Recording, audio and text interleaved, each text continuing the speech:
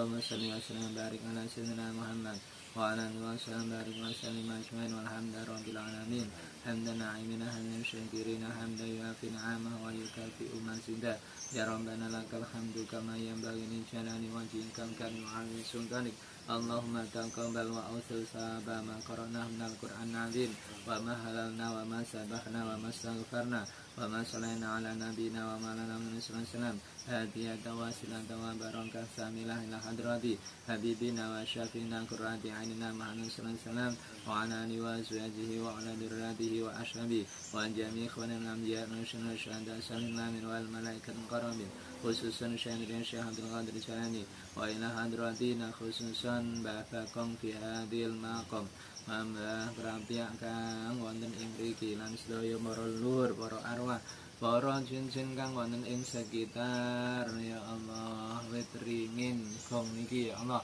Allahumma ghfir lahum warhamhum wa'afi wa'fu Allahumma sini rahmah wal maghfirah ala ahli kubur min ahli la ilaha illallah Rasulullah Rabbana atina fid dunya hasanah wa fil akhirati hasanah wa qina adzabannar subhana rabbika rabbil izzati amma yasifun wassalamun alal mursalin walhamdulillahi rabbil alamin al-fatihah. Assalamualaikum warahmatullahi wabarakatuh. Ketemu lagi dengan kami Manunggaling Cipta.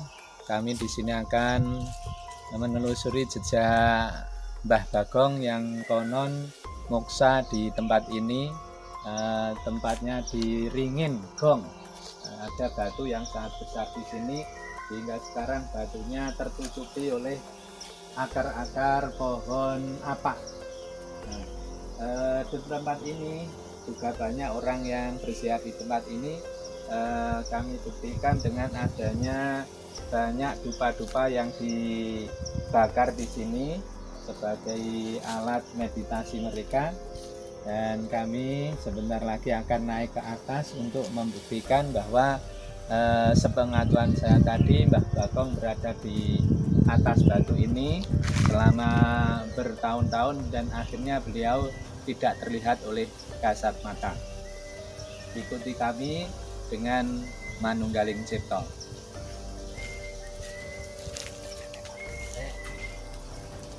Kita naik, lihatnya sini. Bisa naik, bisa naik.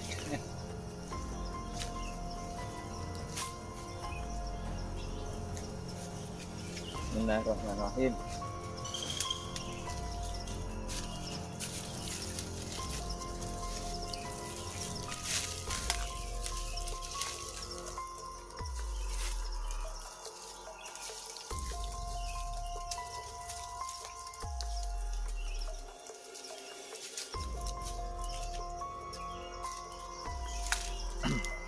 Para teman-teman Manunggaling Cipta, di sini saya tidak memakai meditasi dengan seseorang yang dimasuki dari korin dari beberapa orang yang ada di sini, karena menurut guru saya itu sangat berefek tidak baik untuk di masa tuanya.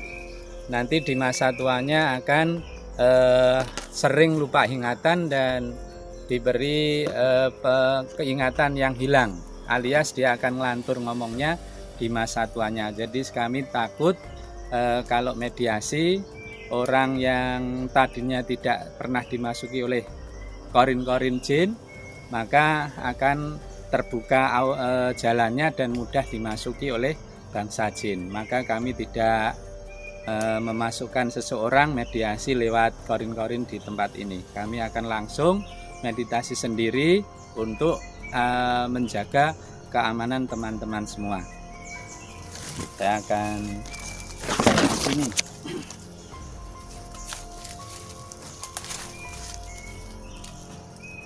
A'udzubillahi minasyaitonir rajim. Bismillahirrahmanirrahim. Bi barakati du'ai abi wa umi, bi barakati wal karamati Kiai Haji Ahmad Musa Syekh Jember, bi barakati wal karamati Sultan Aulia Syekh Abdul Qadir Jalani radhiyallahu anhu, wa bi syafaati nabiyina wa maulana Muhammadin sallallahu alaihi wasallam.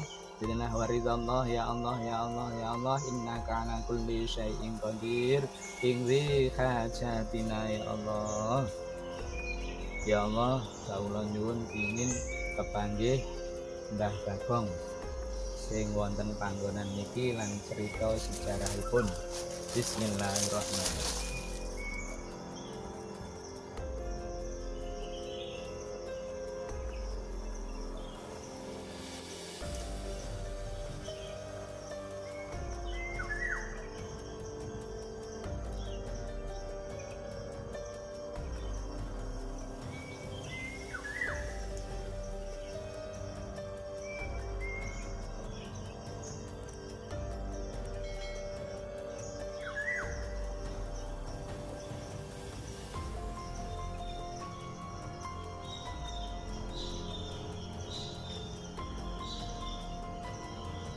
Alhamdulillahirrahmanirrahim.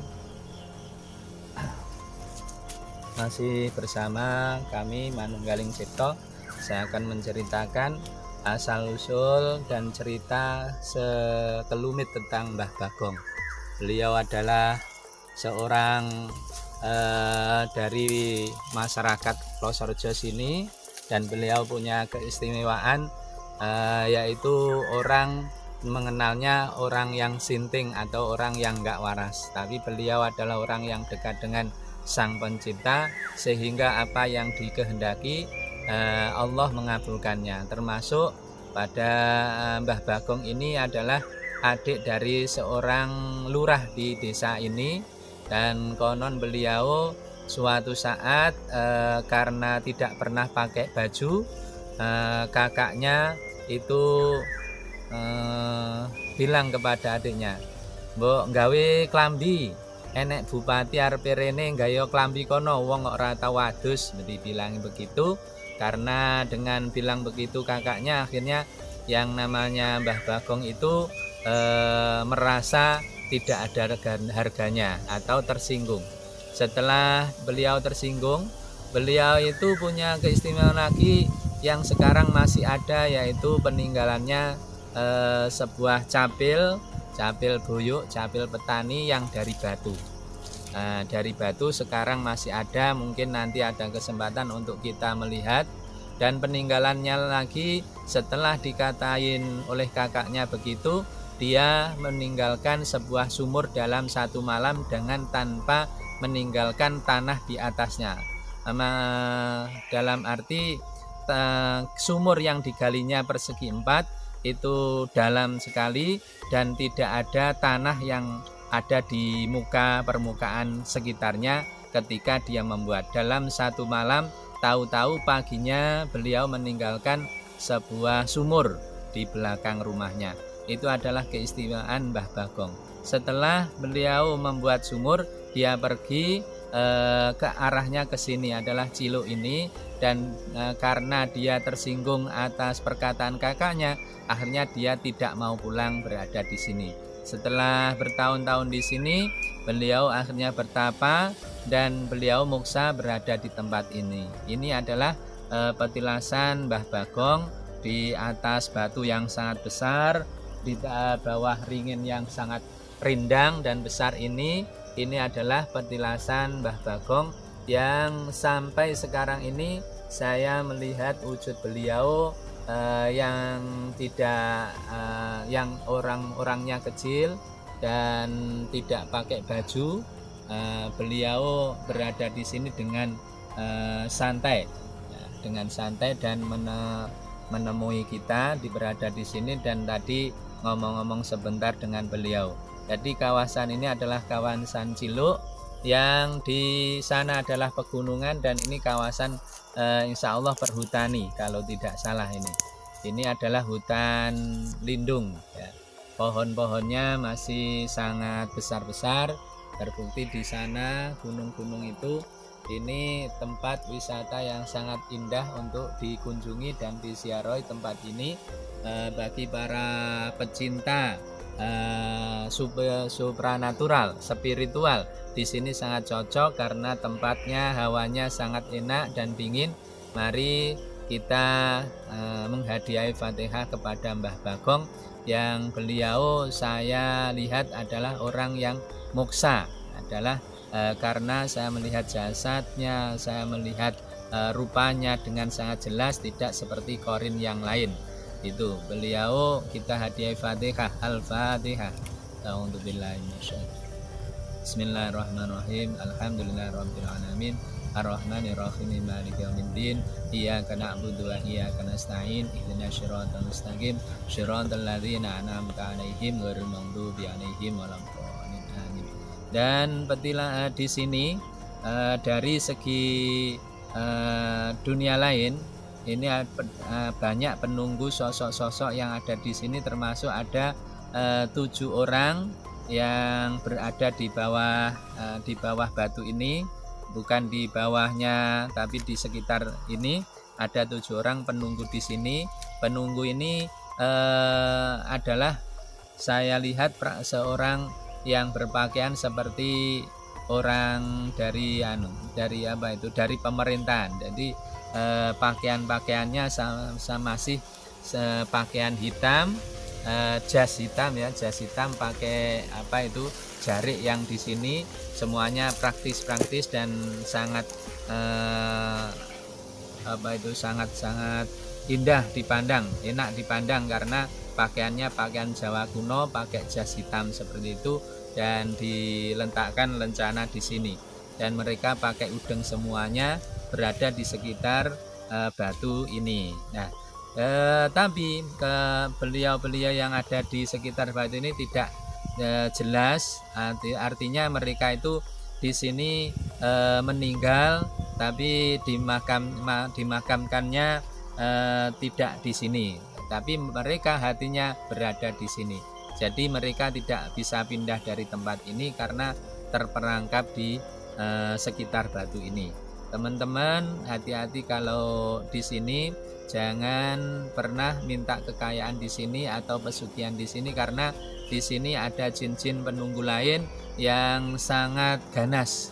Istilahnya kalau niat kita itu jelek, jin-jin itu mengiyakan, tapi suatu saat mereka akan membuat kita itu kesasar di alam lain. Jadi dimohon kalau di tempat ini adalah Ciluk, tempat orang-orang membakar dupa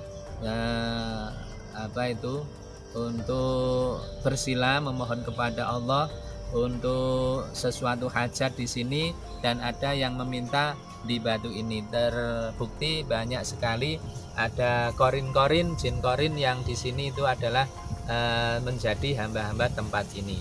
Demikian ulasan dari saya sedikit tentang Mbah Bagong, asli dari Plosorejo.